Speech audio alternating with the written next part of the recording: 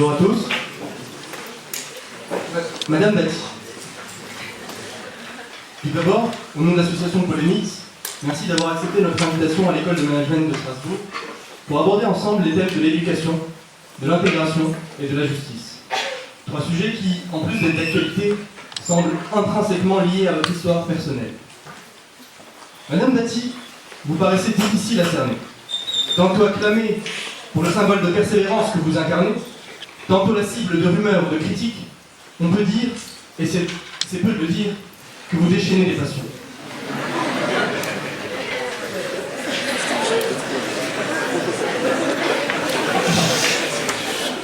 Fille d'immigrés maghrébins, vous êtes d'abord et avant tout une fille de France, qui, comme beaucoup d'étudiants, aujourd'hui fait des petits boulots non plus étudiés.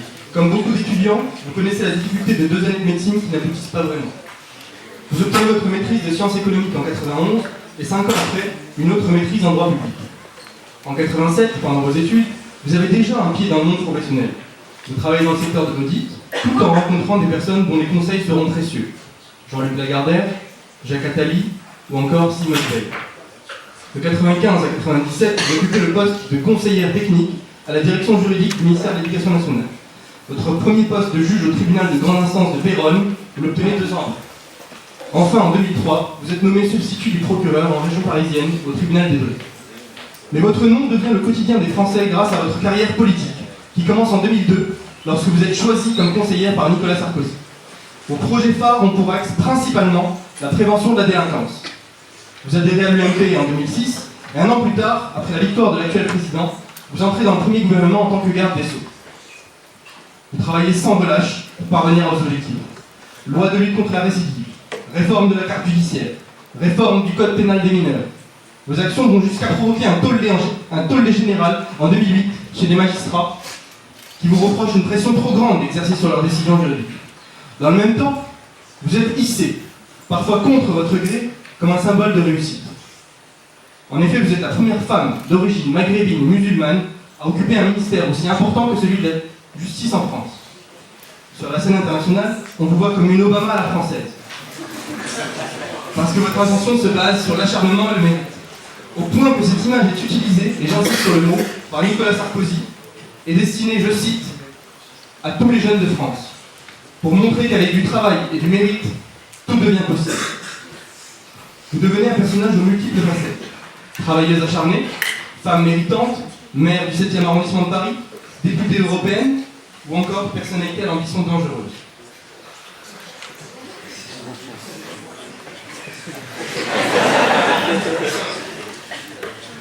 Mais à quelle facette se fie? Si tant est qu'il faille se fier à l'une d'elles, vous seriez presque une allégorie du courage, et pourtant des polémiques ternissent quelque peu votre image. On doute de l'authenticité de certains de vos diplômes, certains de vos collaborateurs en 2007 démissionnent suite à une agressivité de votre part parfois trop pesante. Pourtant, vous continuez à travailler quelle que soit votre mission. Les critiques contre, vous n'en avez qu'une. Et jamais vous ne vous laissez faire. Les exemples se trouvent dans l'actualité récente. On a piraté votre blog, vous avez porté plainte. François Fillon vous fait de l'ombre, vous lui écrivez une lettre ouverte. Alors, certes, vous avez de multiples facettes, et certains seraient tentés de croire que ce sont des masques sans profondeur. Mais l'on ne peut vous enlever cette envie tenace de vous faire entendre, de vous acharner, bon gré, mal gré, pour défendre une idée. Dans un récent billet d'humeur, intitulé « Notre modèle d'intégration est malade », dont vous êtes l'auteur, vous écrivez « La réalité, c'est que notre système est en panne. Je suis plus que jamais convaincu que le réparer doit être aujourd'hui notre priorité. La France en sortirait grandie et serait ainsi, à nouveau, un exemple pour le monde. » J'espère, Madame Dati, qu'au-delà des masques et des facettes, peu importe les symboles et les polémiques, vous défendrez votre idée autant que vous le pourrez.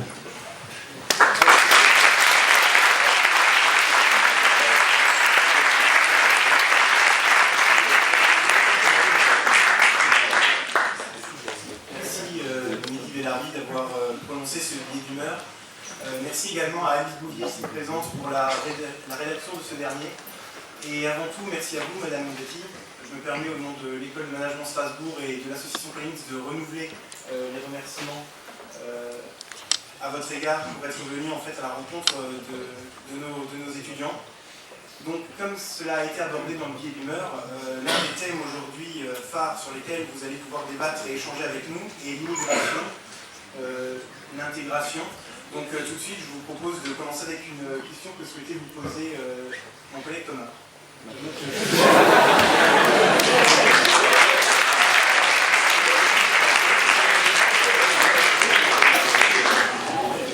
Alors, Madame Dati, à la fin du billet d'humeur, on a pu entendre une citation qui venait de votre blog. Vous disiez que notre système était en panne et que la France devait redevenir un exemple pour le monde, un exemple d'intégration. Et c'est pour ça que ma première question porte sur la circulaire Guéant. Alors, pour rappeler rapidement, la circulaire Guéant, aussi appelée circulaire du 31 mai, vise en partie, dans son interprétation, à limiter l'accès au marché du travail pour des hauts diplômés d'origine étrangère.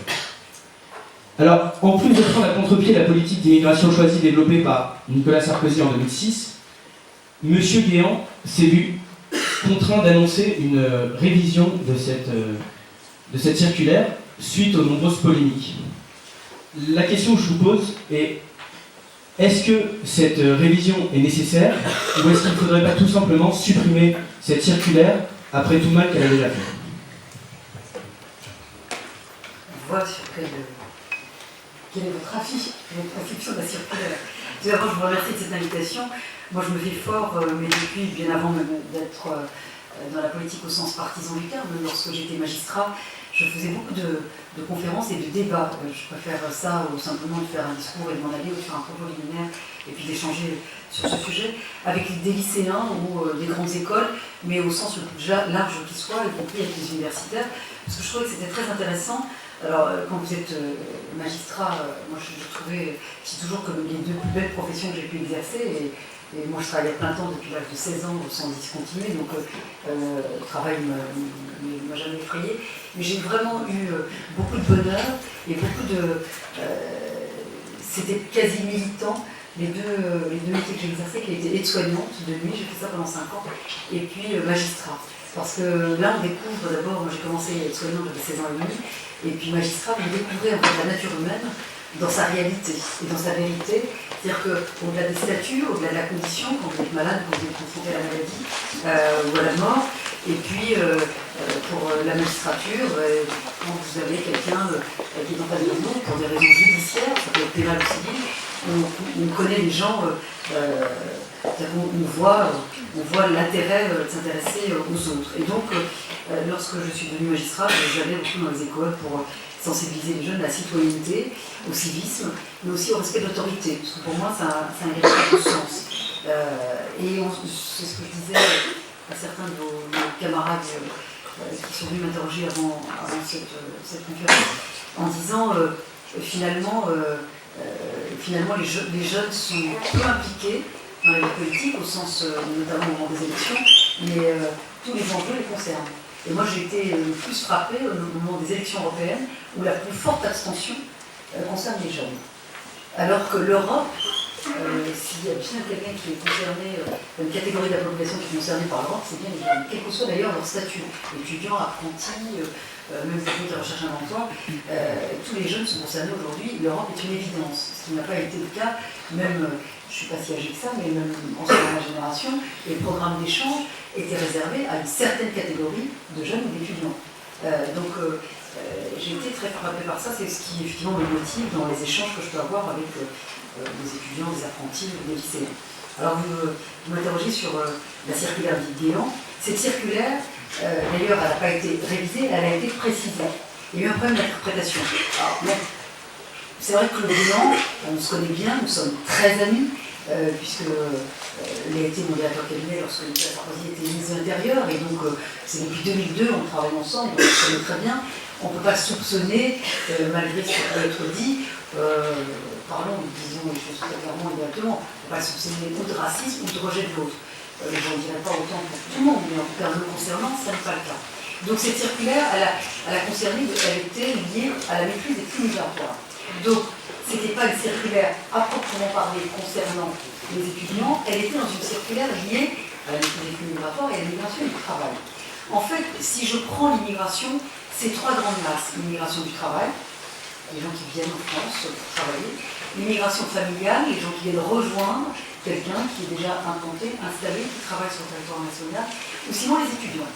Et dans le cadre, d'ailleurs c'est européen, c'est pas du tout propre à la France, c'est sur les étudiants, c'est y compris sur les pays d'origine, mais aussi les pays d'accueil, c'est que le principe, la règle, c'est que quand des étudiants étrangers viennent étudier en France, comme dans d'autres pays étrangers, d'ailleurs c'est valable pour les États-Unis et d'autres pays européens, le principe est qu'ils viennent étudier, une fois qu'ils ont terminé leurs études, c'est qu'ils rentrent dans leur pays d'origine pour y exercer un métier. D'une part, c'est un trou pour le pays d'origine, parce que souvent ils sont boursiers du pays d'origine, et c'est aussi un investissement que font les pays européens, en l'occurrence la France, sur des étudiants auxquels effectivement parfois on peut financer la formation. Donc le principe c'est de dire les étudiants viennent étudier et ils retournent dans leur pays d'origine. C'est un contrat clair entre l'étudiant, le pays d'origine et le pays d'accueil. Parfois, il peut s'avérer dans certaines catégories de métiers, de qualifications, que les étudiants étrangers peuvent rester dans le pays d'accueil. Donc, c'était de dire attention à la notion de changement de statut. Et pour certains d'entre vous, vous avez déjà dû connaître ça, moi j'ai connu ça comme magistrat. Le changement de statut, c'est quoi? Vous pouvez avoir des étudiants, donc c'était de repréciser aux préfectures, de dire, vous avez un étudiant qui est en première année en psychologie, en deuxième année en économie, enfin qui refait une première année d'économie, il refait une première année de médecine, et donc on se rend compte que pendant 4 ans, par exemple, il est étudiant, pas forcément dans la même filière, pas forcément avec un succès, et qui à un moment donné se rend compte qu'il ne peut plus être étudiant, et demande un changement de statut de salarié. Et donc là, on dit, ça n'est pas possible de changer. Les conditions ont été durcies, de dire, il vaut mieux privilégier les étudiants dans la promotion, plutôt que des étudiants qui ne le sont plus, qui à un moment donné veulent rester sur le territoire national, et là, ils ne sont plus soumis aux mêmes règles. Donc c'est de dire, soyons cohérents, un étudiant qui termine ses études à vocation à retourner dans son pays d'origine, il peut rester sur le territoire national dans certaines conditions. Pour ceux qui sont en échec, il peut y avoir des conditions, ça peut être des raisons humanitaires, des raisons sanitaires, des raisons politiques, où on peut effectivement changer de statut, mais ça n'est pas la règle. C'était ça la vocation première de cette circulaire, qui n'était pas une circulaire uniquement sur les étudiants. Donc les dispositions ont été précisées par le ministère de l'Intérieur. Et c'est vrai que ce qui a un petit peu gêné, c'était aussi parce que les préfectures n'ont pas interprété forcément de manière assez homogène d'une préfecture à une autre. Donc c'était de redonner, de repréciser les critères pour toutes les préfectures. Alors, merci de cette réponse, et je vais juste préciser, quand je parlais de mal qui a été fait, c'était par rapport à nos pays voisins. Donc, suite à cette circulaire, l'Allemagne, elle, a complètement modifié sa politique d'immigration et justement d'intégration des hauts diplômés, en leur donnant un accès limité au marché du travail pendant 1 an après l'obtention de leur diplôme. Ils n'ont pas encore une fois 1 an sans restriction sur le territoire, et surtout beaucoup moins de papiers, beaucoup moins de démarches administratives. Donc, moi, ce que je vous demandais, c'était, cette circulaire Guéant donc a été mal interprétée, et elle a terni l'image de la France au niveau à l'international auprès des étrangers, auprès des étudiants étrangers. Je suis député européen et je peux vous dire que j'ai un déplacement tous les 15 jours ou un déplacement par mois dans tous les pays européens. Et j'interviens, là, il y a à peine 2 semaines, j'étais en Italie, j'ai fait un discours justement sur l'immigration et l'intégration au Parlement italien. C'est pas la question qu'on nous pose. Après qu'on puisse préciser, vous savez, des polémiques, vous en avez dans tous les pays. C'est le jeu de la politique, et parfois je dirais même c'est le jeu de la politique politicienne. Ça existe, donc c'est pas avec cette circulaire, ces dispositions qui ont été précisées que ça peut ternir la grandeur et puis les valeurs de la France. Enfin, moi, ça n'est pas mon avis. Après, les polémiques, vous en avez tous les jours. Et plus vous êtes en période électorale, plus il y en a. C'est pour ça que je vous dis aussi, d'ailleurs, tout à fait récemment, je disais qu'il fallait aussi faire très attention quand on est dans une période électorale, et en particulier pour une présidentielle, et en particulier en période de crise, il faut toujours faire très attention aux propos qu'on emploie, aux expressions, on va dire aux raccourcis qui peuvent être faits concernant certaines situations particulières. Et justement, à ce titre, est-ce que la circulaire Guéant n'est pas une mesure à visée électoraliste? Non, c'est la démonstration que je viens de vous faire. C'est-à-dire que ça existait déjà, c'était simplement cette circulaire visait à bien préciser, notamment sur les changements de statut, que ce ne soit pas automatique, et aussi à préciser que les étudiants étrangers peuvent rester et travailler sur le territoire national dès lors où il y a un besoin, c'est le cas de l'Allemagne. dans certains domaines, secteurs, dans certaines qualifications, pour ne pas dire dans certaines spécialités. D'accord, très bien. Donc, parce qu'en réalité, si on parle de mesures à visée électoraliste, enfin, on en trouve beaucoup dans la presse, en particulier, c'est ce qui me sert de transition, si maintenant on parle de la taxe Tobin sur les transactions financières. On sait que le président il était personnellement favorable en 1999. Depuis, le monde a changé, la conjoncture a évolué, et son opinion également. Donc, heureusement, si la société évolue, quand vous avez des évolutions de mode de vie, de société, même l'évolution économique, enfin, si vous êtes un responsable politique, vous êtes obligé de vous adapter aux évolutions. Après, vous pouvez avoir des fondamentaux qui ne changent pas, mais vous êtes bien obligé de voir et d'évoluer en fonction de l'évolution du monde. Et pensez-vous que la France peut continuer à avancer seule sur ce projet? Ou que la France et l'Allemagne peuvent aller seules? Alors, cette taxe est une taxe sur les transactions financières. C'est vrai qu'en 99, on peut y être défavorable en disant pourquoi taxer finalement un secteur en particulier.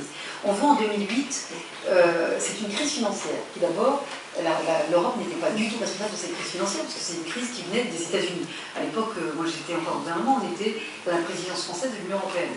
On était au cœur du réacteur à pouvoir gérer les effets collatéraux de cette crise qui nous arrivait effectivement des États-Unis par l'effondrement de certaines banques et du système financier. On a été en Europe très préservés, il faut le dire, par rapport aux banques, mais on a anticipé, évidemment, certaines mesures pour protéger le secteur bancaire. Mais on s'est rendu compte pourquoi cette taxe est aujourd'hui pertinente. On s'est rendu compte que la finance, que certaines banques ont privilégié. C'est quoi, en fait, la mission première d'une banque, c'est de financer l'économie. C'est pas forcément de spéculer. Ça n'est pas la spéculation. Et on s'est rendu compte que certaines banques avaient privilégié la spéculation au détriment du financement de l'économie. Donc, non seulement elle crée une crise bancaire, elle met au tapis quand même les emplois, et donc des salariés, et donc on s'est dit la nécessité et l'intérêt de cette taxe, c'était de responsabiliser aussi le secteur financier et de la faire contribuer aux dégâts qu'elle a créés. Voilà. Et donc de dire, bien sûr, c'est beaucoup mieux d'avoir une taxe qui soit européenne. C'est comme la taxe carbone. Moi j'ai milité pour qu'elle soit, j'ai fait voter, avec de nombreux parlementaires européens, on a souhaité déposer un amendement sur la taxe carbone aux frontières de l'Union européenne. On n'a pas réussi, mais cette taxe carbone ne peut être pertinente qu'avec l'ensemble des pays européens. Et la taxe sur les transactions financières, elle n'est pertinente qu'au niveau européen. Mais à un moment donné, il faut bien démarrer quelque part. Et que la France ait l'initiative, vu le taux qui a été décidé, en fait du taux, ça peut entraîner les autres pays européens. D'ailleurs, petit à petit, tous les pays européens, ils sont favorables. Alors, Angleterre est peu réticente, on imagine pourquoi, mais tout le monde est favorable, mais chacun, évidemment, il viendra avec son opinion publique et sa politique intérieure. Mais justement, là, on parle d'Europe, justement, et en ce moment, on parle aussi énormément de l'Allemagne. Pensez-vous que la France et l'Allemagne peuvent à elles seules mener ce projet pour les 27 États membres? Non, mais c'est pas que la France et l'Allemagne, parce que vous avez des pays européens qui sont favorables. On a entendu l'Italie, et d'autres pays, les anciens, ce qu'on appelle les ECO, les anciens pays de l'Est, qui sont favorables. Il faut qu'à un moment donné, ça fasse lié à l'effet d'entraînement. Mais il faut bien qu'à un moment donné, un pays dise on y est favorable. Vous savez, la négociation, alors le traité de Lisbonne a changé le mode de décision. Moi, par exemple, j'ai présidé l'Union européenne pour les ministres de la justice. On avait des conseils des ministres européens de la justice. La matière judiciaire était une matière qui se décidait à l'unanimité, conformément au traité. À un moment donné, vous essayez de convaincre un pays, puis deux, et puis 6, puis 7. Vous avez arrivé de démarrer, on était à 7, puis à 12, puis à 15, puis de finir 6 mois plus tard à 27. Donc c'est ça l'Europe. C'est aussi de convaincre et de faire arriver les 27 pays. Le traité de Lisbonne a un peu changé le mode de décision, parce que maintenant, pratiquement pour les 3/4 des matières, on est à la majorité. Notamment pour l'immigration, par exemple. Alors, on parle d'Europe. Moi, je vais donc continuer à parler aussi de votre blog, parce qu'on l'a lu, et on trouve des choses très intéressantes dessus. Alors, je vous cite, vous dites dans un de vos derniers billets d'humeur qu'il faut renouer avec l'Europe des projets, parce que c'est aussi une excellente occasion de reconquérir ceux qui de plus en plus pensent que l'Europe nous tire vers le bas. Si vous avez fait ce billet d'humeur, c'est parce que vous avez défendu un projet, donc le projet GMES. Donc, si vous voulez présenter rapidement ce projet pour ceux qui ne connaissent pas. Et la question que je voulais vous poser, c'est donc ce projet qui est un projet qui consiste à des mises en place de satellites météorologiques c'est un projet vraiment européen, d'ampleur européenne et d'ampleur internationale, parce qu'après il servira à tout le monde. En période de crise, est-ce que faire un projet que peut-être 90% des citoyens européens ne verront pas, parce que c'est quelque chose de vraiment précis, qui peut-être ne concerne pas tout le monde, est-ce que c'est une bonne solution pour essayer de reconquérir justement ceux qui, comme vous dites, pensent que l'Europe nous tire vers le bas? On a une conception de l'Europe, c'est vrai, en disant oui, l'Europe ça n'a rien, c'est beaucoup d'argent, à quoi sert l'Europe? Je peux vous dire que si demain vous n'avez plus les fonds européens, vous avez beaucoup de grands projets qui n'existeront plus. Même sans parler de ce projet GMES, même sans parler, on a eu quand même Ariane Espace, on a eu quand même Airbus. Airbus, c'est quand même un grand projet européen. Donc on peut très bien dire, aujourd'hui on n'a plus de grands projets. Sauf que vous avez beaucoup d'infrastructures qui sont financées par l'Europe. Vous avez beaucoup, par exemple, de projets de construction, de rénovation, vous avez des projets de financement économique, c'est l'argent européen. C'est-à-dire que quand on voit les routes, toutes les infrastructures françaises, mais dans d'autres pays européens, sont financées majoritairement par l'Europe. C'est pour ça que quand vous circulez en France, on voit sous les panneaux d'ailleurs de certaines villes en disant ce pont, un bâtiment public ou culturel, en disant financé par les fonds européens. Donc sans les fonds européens, il y a beaucoup de grands projets d'ampleur culturels, urbanistiques, architecturaux qui ne pourraient pas voir le jour. Donc on oublie, c'est dans notre quotidien, c'est-à-dire que tous les jours, les fonds européens, on en bénéficie. Alors GMES, c'est quoi? C'est un projet effectivement de satellite qui... alors on aurait un satellite avec des implantations sur le sol. Ça ne sert pas uniquement pour l'environnement, ça sert effectivement pour la protection de l'environnement, ça sert aussi pour les agriculteurs, notamment de savoir à quel moment ils peuvent planter, pas planter, semer, récolter. Donc c'est très novateur et très nouvelle technologie pour les agriculteurs, mais aussi, et moi c'était cet aspect qui m'a intéressé, c'est aussi un projet qui permet d'avoir une sécurisation des frontières et notamment de pouvoir maîtriser cet espace intérieur qui est devenu un espace de libre circulation.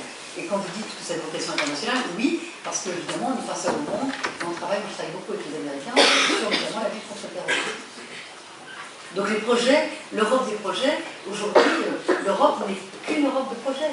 Quand elle finance un grand pont, quand elle finance des infrastructures, quand elle finance par exemple la circulation des trains d'un pays à un autre, quand elle développe des aéroports ou des grandes gares, c'est des projets dont on bénéficie tous les jours sans s'en rendre compte. Comme on n'a pas beaucoup de temps, on va passer le thème de l'Europe. Beaucoup de choses à dire encore. Et on va revenir sur un thème plus personnel par rapport à la justice française. Alors encore une fois, je vais vous citer. Vous avez dit en 2009, l'indépendance n'est pas un dogme, il ne s'agit pas de la proclamer, elle se mérite. Au sujet donc de l'indépendance de la justice. Et la question que je voulais vous poser, donc, qu'est-ce que on est aujourd'hui en 2012, donc 3 ans plus tard, qu'est-ce que vous souhaitez répondre à ceux qui vous ont reproché justement d'avoir, de par vos réformes, donc par exemple la suppression des juges d'instruction, intenté à cette indépendance de la justice française? Mais l'indépendance, ça veut dire quoi? Moi je suis très attachée à l'indépendance, d'abord c'est un principe constitutionnel. L'indépendance, c'est de pouvoir permettre à des juges de pouvoir rendre des décisions en toute indépendance, dans une neutralité la plus complète. Moi je suis extrêmement attachée. Ensuite, vous avez 2 corps dans la magistrature. Vous avez les juges, donc par définition qui jugent, et vous avez les procureurs, qui effectivement, dans un pays qui est sur l'opportunité des poursuites. Donc les magistrats du parquet, donc les procureurs, ne sont pas indépendants en France. Au sens, ça veut dire quoi? Ils ne sont pas indépendants, ils dépendent du pouvoir exécutif. Moi, j'y suis assez attachée à cela. Moi, je ne souhaite pas l'indépendance des procureurs. Pourquoi? Parce que c'est eux qui mettent en œuvre la politique pénale sur le territoire, mais aussi la politique civile, sur le droit des personnes, par exemple. Donc si demain vous donnez, beaucoup de pays européens ont donné cette indépendance aux procureurs, et maintenant en sont revenus. L'indépendance, et ça je le dis notamment pour les plus modestes, c'est de dire, si demain on donne l'indépendance aux procureurs, nous n'aurons pas la même politique pénale, la même politique civile sur tout le territoire. Je m'explique. C'est-à-dire que si vous avez, quand vous êtes élu, si les Français votent pour un président, un gouvernement, et on souhaite lutter contre le terrorisme, lutter contre le trafic des produits stupéfiants, lutter contre les violences faites aux femmes, donc vous présentez un programme, les Français ont voté, clairement, on vous dit, on souhaite que vous mettiez en œuvre cette lutte contre les violences routières, les violences faites aux femmes. Donc vous donnez des instructions aux procureurs en disant voilà, nous avons été élus, nous vous donnons l'instruction, vous mettez tout en œuvre pour que sur tout le territoire national, la politique de lutte contre les violences faites aux femmes, la violence routière, contre les trafics de produits figurants, soit la même, avec les mêmes moyens, avec la même force, avec la même vigueur, et vous vous rendez compte. Sinon, si demain les procureurs sont indépendants, si je leur dis demain, vous allez lutter contre les violences faites aux femmes, on dire non, moi dans mon département, je souhaite lutter contre les violences routières. Ça voudrait dire qu'à Marseille ou à Lille, ils n'auront pas la même politique pénale. Mais pour les juges, enfin, vous savez, les magistrats ont très bien compris, parce qu'on dit les magistrats qui ont été vendus. Non, parce que je vous dis, sinon, je n'aurais pas pu mettre en œuvre la réforme. J'ai eu quelques syndicalistes, oui, qui ont été un peu agacés par ma manière de réformer. Pourquoi? Moi, je ne suis pas dans la cogestion. Moi, j'ai été nommée, je suis un responsable politique, donc je pense qu'en politique, il faut savoir décider. C'est la décision qui compte. Et bien moi, j'ai pris mes responsabilités, j'ai mis en œuvre des réformes et j'ai décidé. Et donc, c'était de décider, je n'ai pas touché ni atteint, sinon j'aurais violé la Constitution. Le principe d'indépendance des juges. Jamais j'ai appelé un juge dans un dossier. Mais simplement, je donnais des instructions très claires de politique pénale au procureur pour qu'elle soit la même sur tout le territoire. Donc l'indépendance, elle est dans l'acte de juger, elle n'est pas dans l'acte de pouvoir mettre en œuvre une politique pénale qui soit la même sur tout le territoire. Très bien. Merci d'avoir répondu à nos questions sur ces thèmes-là. Maintenant, dans la mesure où, de manière peut-être maintenant plus personnelle, étant donné que vous êtes un personnage qui tout de même intrigue énormément de gens ici présents, je ne pense pas me tromper en disant cela, vous avez accepté de vous travestir très récemment pour le magazine féminin Marie-Claire, pour dénoncer les inégalités hommes-femmes et en particulier le problème de parité qu'on rencontre, en particulier dans la politique. Pourquoi mener ce combat maintenant? Ah non, j'ai toujours mené. On le découvre au détour d'un autre combat que j'ai. Mais moi, quand j'étais magistrat, j'ai effectivement mis beaucoup de dispositions en œuvre pour lutter contre les violences faites aux femmes. C'est pour moi un sujet qui est un véritable fléau, qui n'est pas uniquement lié à la France. C'est une barbarie qui existe depuis longtemps. Donc, c'est vrai que lorsque j'étais magistrat, j'ai beaucoup expérimenté des dispositifs de lutte contre les violences faites aux femmes. Lorsque j'étais conseillère de Nicolas Sarkozy, on a mis en place des psychologues dans les commissariats et les gendarmeries pour prendre en charge ces femmes et les enfants qu'on oublie souvent dans ce genre de violence. Et puis également, moi je me souviens, parce qu'un procureur avait expérimenté l'éviction du conjoint violent au moment des violences. Ça veut dire quoi? C'est-à-dire que souvent, quand il y a des violences conjugales, souvent évidemment le soir, la police intervient ou les gendarmes, et on fait sortir la femme et les enfants et on laisse le conjoint violent dans l'appartement et le logement. Donc c'est-à-dire qu'on déstabilise la femme et les enfants, et le type qui est juste l'auteur reste tranquille dans l'appartement. Donc nous, on avait supposé de faire l'inverse, de dire on sort le conjoint violent. Sauf qu'on considérait que la propriété, que le logement, que le domicile était un principe constitutionnel, donc on violait la Constitution si on faisait sortir quelqu'un de son domicile. Et puis moi j'y ai cru, et j'ai soutenu en ce sens une proposition de loi d'ailleurs communiste sur ce sujet. Et on est allé très loin, on a effectivement pu, maintenant c'est dans la loi, c'est-à-dire que maintenant on peut, dès l'interpellation, après avoir une décision de justice, faire sortir le conjoint violent pour maintenir la femme et les enfants dans l'appartement. La deuxième chose auquel j'ai contribué, il y a eu une loi sur la lutte contre les mariages forcés, en permettant à des femmes, des jeunes filles qui étaient effectivement contraintes à des mariages forcés, qu'elles puissent ensuite se constituer partie civile pour se défaire de ce lien contraint. Avant, ça n'était pas possible. Moi, j'ai eu une expérience malheureuse sur ce sujet, donc j'ai voulu effectivement corriger la loi sur ce sujet. La troisième chose effectivement qu'on a faite, et que je suis vraiment ravie qu'on ait pu changer, avant, on ne pouvait... Les garçons, l'âge légal du mariage était de 18 ans pour les garçons et de 16 ans pour les filles. Moi je trouvais que c'était une inégalité flagrante. Pourquoi on l'avait fait, c'était souvent en cas de grossesse. C'est pour ça que pour les filles, le mariage était lié à un âge de 16 ans. On a rééquilibré, égalité homme-femme, le même âge de mariage pour les garçons et les filles. C'est récent, hein. Donc faut pas croire. Lorsque je suis devenue garde des Sceaux, la magistrature, c'est environ 60 à 70% de femmes dans le corps de la magistrature. Lorsque j'ai été nommée garde des Sceaux, auquel j'ai demandé de me faire des propositions de jeunes femmes pour me promouvoir. On m'a dit, ça ne les intéresse pas vraiment d'être procureurs généraux. Je ne crois pas, donc j'ai dit, écoutez, moi je ne ferai pas de promotion si je n'ai pas de femmes à promouvoir. Ça a été très compliqué, et c'est une phrase que je cite d'ailleurs dans mon livre, qui m'a vraiment choquée, la personne qui n'est pas du tout choquée en disant, finalement, parce que moi je leur ai dit, je ne ferai pas de nomination si je n'ai pas le nombre de femmes requis à promouvoir. Et donc ça a bloqué la nomination des hommes. Donc là, ça a accéléré le rythme, curieusement. C'est comme ils se sont dit, nous on ne va pas être promus, on va trouver des femmes pour pouvoir accélérer notre nomination, notre promotion. Si je me dis que c'est tout pour les femmes, je peux vous dire que 2 ans après, j'aurais pas eu les mains. Et donc on trouve des femmes et on me dit, j'étais la seule femme évidemment, en disant, écoutez Madame la Ministre, on a trouvé des femmes à promouvoir et ne vous inquiétez pas, c'est sans risque, elles sont à 6 mois de la retraite. J'ai trouvé ça d'une violence, le type ne se rendait même pas compte de ce qu'il disait en prononçant ça. Donc j'ai dit, écoutez, moi je veux prendre des risques, on va trouver des femmes qui sont peut-être un peu plus dans la durée, parce que si je vous disais le nombre d'hommes, même à 6 mois c'était des gros risques, voilà.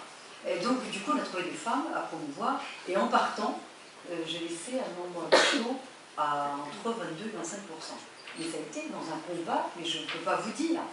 J'ai été attaquée de l'intérieur en disant, elle veut mettre, on ne comprend pas pourquoi elle s'acharne sur les femmes. Voilà. Donc ça a été un combat depuis toujours. Moi, je suis engagée dans le mouvement de femmes, j'ai une association qui finance des lieux d'accueil pour les femmes en difficulté. Donc ce combat est ancien, il n'est pas nouveau. Alors c'est vrai que les investitures à l'UMP, c'est valable pour la gauche, c'est-à-dire que les partis, les mêmes qui font voter les lois, s'assiedent dessus quand ça gêne leurs petits intérêts personnels.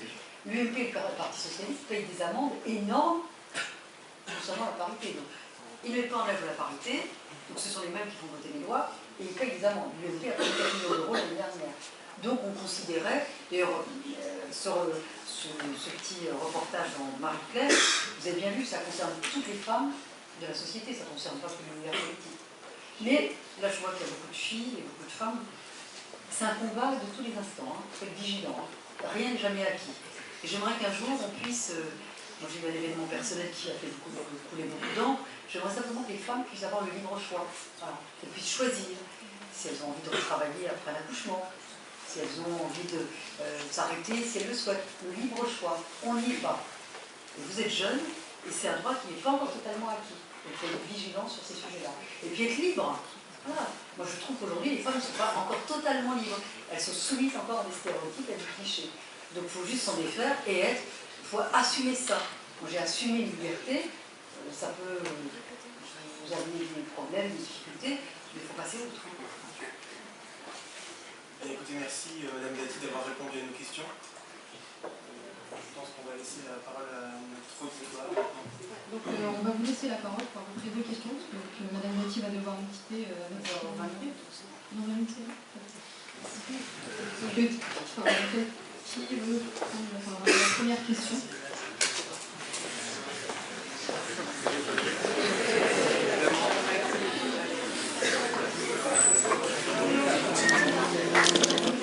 Bonjour Madame la Ministre.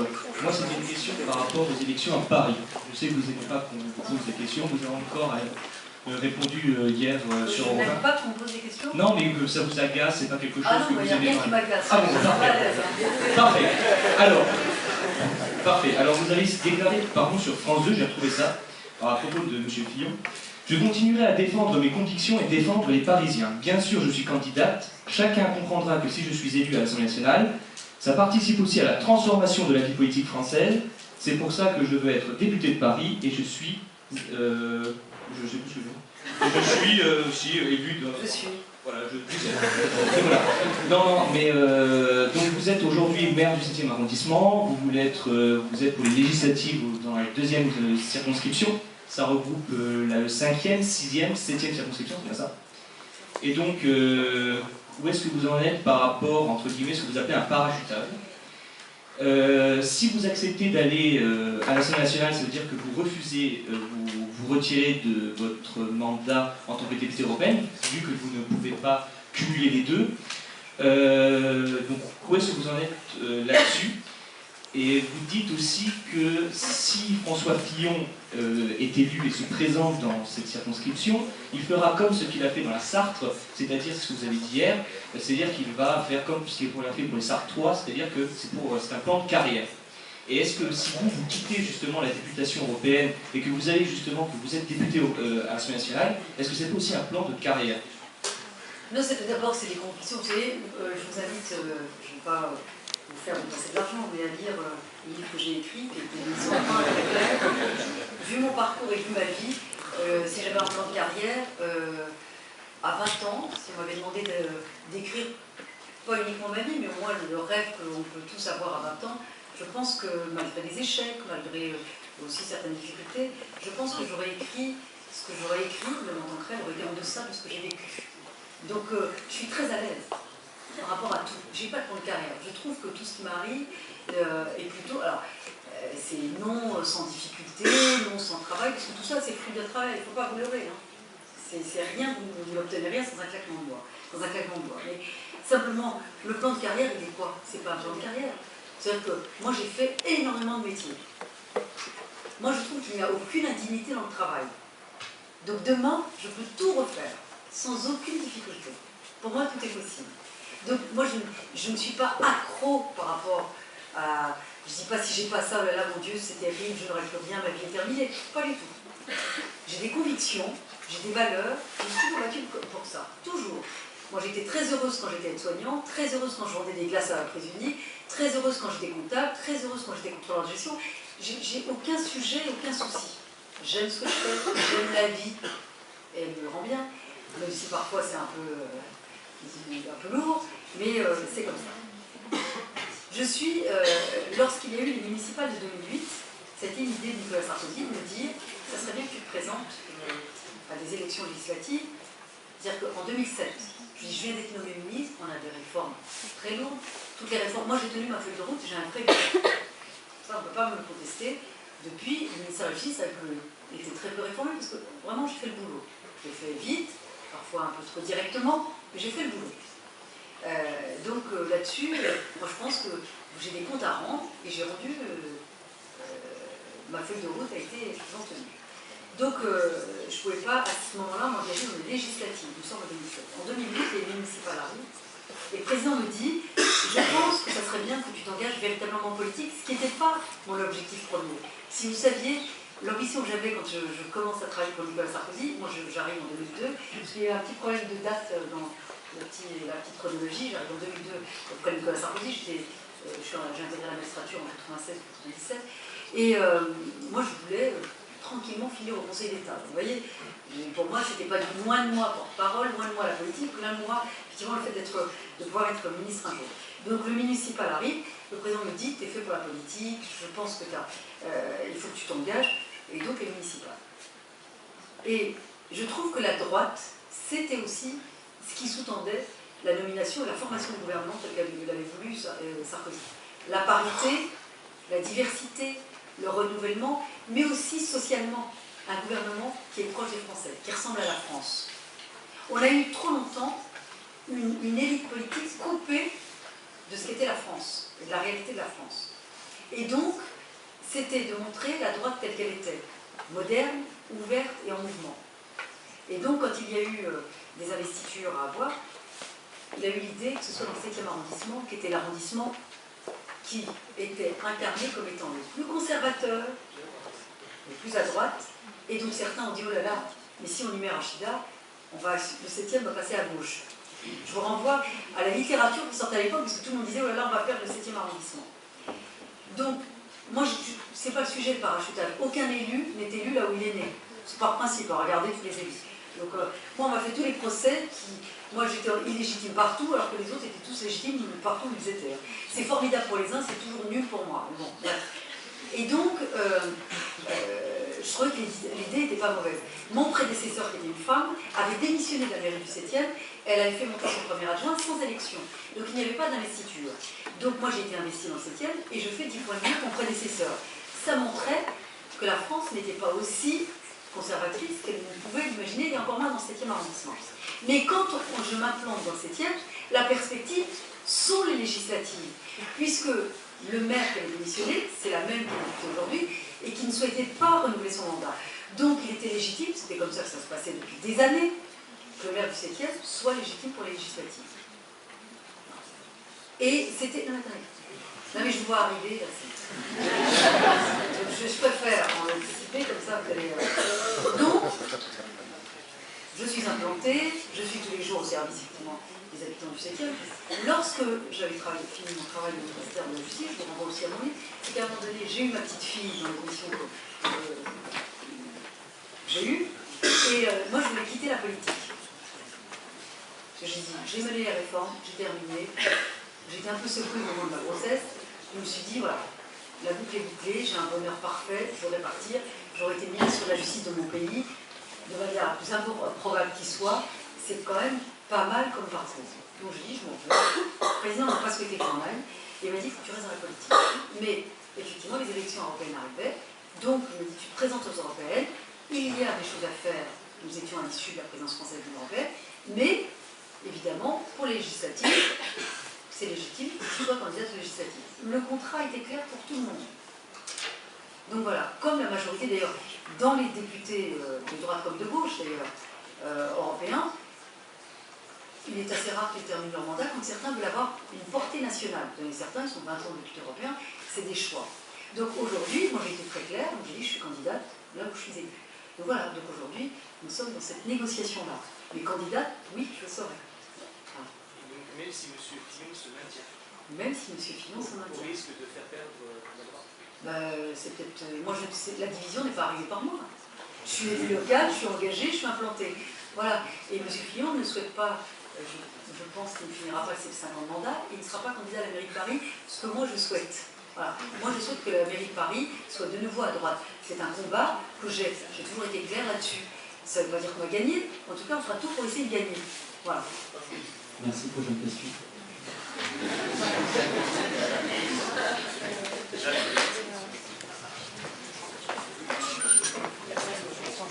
Ouais, bon après ce sera, je vous donnerai la parole en général.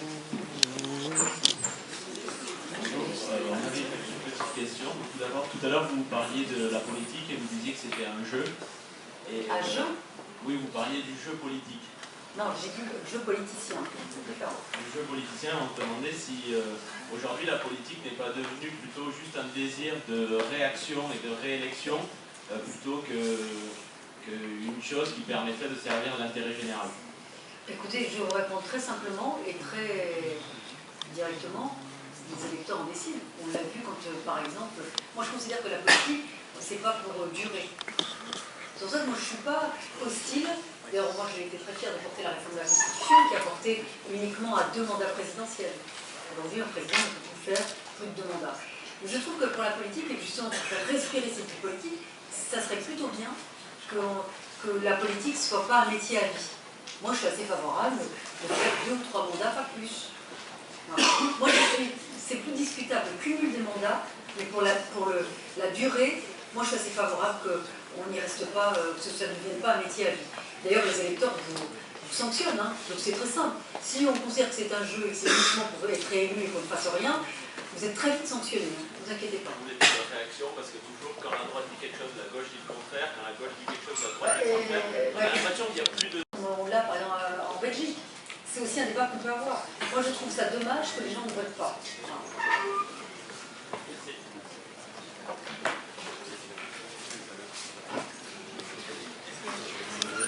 Madame la ministre, ça rejoint les 2 questions précédentes, mais je la formulerai un peu différemment. Est-ce que vous pourriez nous dire ce que signifie pour vous être un serviteur de l'État? D'abord, c'est d'avoir quelques valeurs et quelques convictions. Ça ne veut pas dire que vos valeurs, vos convictions et vos idées sont forcément les meilleures et les bonnes. C'est la première chose. Il y a quand même quelques valeurs, quelques convictions, une vision aussi sur certains sujets ou sur certains aspects de la société, et ensuite être très à l'écoute. Moi, il y a des sujets sur lesquels j'ai évolué, dans un sens comme dans un autre. Par exemple, je vais vous donner un sujet sur lequel j'ai reculé, c'est le droit de vote des étrangers. J'étais très favorable, moi, il y a quelques années, je crois qu'il y a 20 ans. Je ne suis plus du tout favorable au droit de vote des étrangers aujourd'hui, pour des tas de raisons. C'est ça la politique, c'est pouvoir évoluer, écouter, être en prise avec la réalité. Et puis que, quand vous êtes au pouvoir, je trouve que la politique, c'est pour ça d'ailleurs que ça a été longtemps réservé à des gens qui avaient les moyens ou un peu de confort. Parce que quand vous êtes engagé en politique, quand vous prenez des risques sur des positions, sur des débats, sur des combats, vous pouvez tout perdre. Perdre votre boulot, perdre vos amis, perdre des alliés. Les gens ne veulent pas vous embaucher. Vous dites, oh là là, ça va créer des ennuis. Donc les risques, vous les prenez dans l'accès au pouvoir. Moi, et je trouve que parfois, les gens qui, une fois sont au pouvoir, ne font plus rien. En disant, j'ai le pouvoir, finalement, je ne vais pas prendre de risques. Au contraire, je trouve que c'est quand vous êtes au pouvoir qu'il n'y a plus aucun risque. Donc il vaut mieux faire les choses. Alors après, vous prenez le risque d'être battu en cas d'élection. Mais moi, je connais aussi des gens qui ont été battus alors qu'ils ont super bien fait leur travail. Donc ça peut être aussi irrationnel, ça peut être aussi un contexte. Mais moi, j'ai intégré l'échec, quel que soit le domaine de la vie. Donc, la politique, ça vaut le coup d'être vécu quand vous avez décidé, quand vous tenez vos promesses et vos engagements. Moi, je considère que à chaque fois que j'ai été élue, c'est pas un chèque en blanc. Moi, je rendais compte. Moi, je vais à la mairie du 7e, je fais des choses, je fais beaucoup de choses. Je rendais compte tout le temps. C'est très important de pouvoir répondre aux gens. On vous demande de tout faire. Vous ne pouvez pas tout réussir. Mais au moins, si vous n'avez pas réussi, il faut dire pourquoi. Parce que si vous savez pour être planqué, vous pouvez payer très cher. Mais au moins, vous dites, je n'ai pas réussi. Des élus, mais des grands comités d'État. Les fonctionnaires, des gens Oui, qui ne sont pas des élus. Oui, mais les hauts fonctionnaires, c'est un engagement pour l'État. Moi, par exemple, j'ai été très fière d'être magistrat. Donc j'ai été haut fonctionnaire, mais avec un grand bonheur, parce que vous avez une mission de service public. Donc vous êtes quand même investi d'une lourde tâche. Moi, je considère que la France a une haute qualité, très grande qualité de la haute administration. Même si parfois on peut fustiger les fonctionnaires ou les caricaturer, quand même, la France a une très grande... Moi, je suis très admirative de l'administration française, qui est d'une très grande qualité. Très bien, une dernière question ici. Bonjour Madame Dati, je m'appelle François Gobert. Et voilà, en fait, ça tombe bien que vous ayez parlé de la photo dans Marie-Claire, la photo où vous étiez travesti en homme, parce qu'en fait, moi, j'ai pas vraiment de questions, mais en revanche, j'ai quelque chose à vous offrir aujourd'hui en rapport avec cette photo. Donc, j'ai une mise en scène un peu théâtrale, vous me laisserez me préparer, j'en ai pour 2 minutes.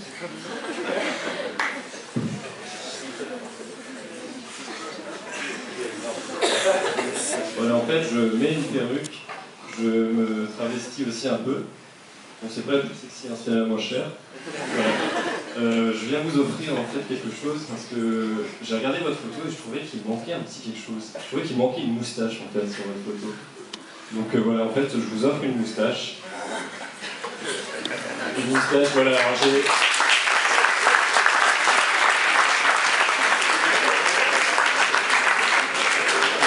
Une moustache élégante, hein, elle est un peu José Bové, pas trop grosse, je sais pas. Voilà, on sait jamais si vous pouvez en faire une autre utilisation. Et, en fait, c'est un peu une tradition à chaque fois que quelqu'un est invité par Polymix. Cette personne repart avec un cadeau. Et aujourd'hui, c'est avec une moustache que vous repartez. J'espère que vous êtes heureuse. Vous savez, vous n'avez pas besoin d'être une perruque pour avoir une tendance à la féminité.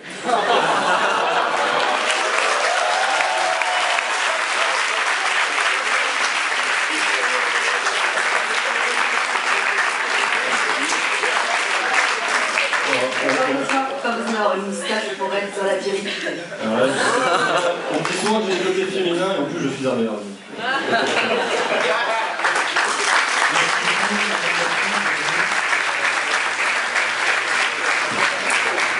Merci beaucoup Madame Dati d'être venue nous voir. Donc la conférence est terminée. Merci à vous d'être venus.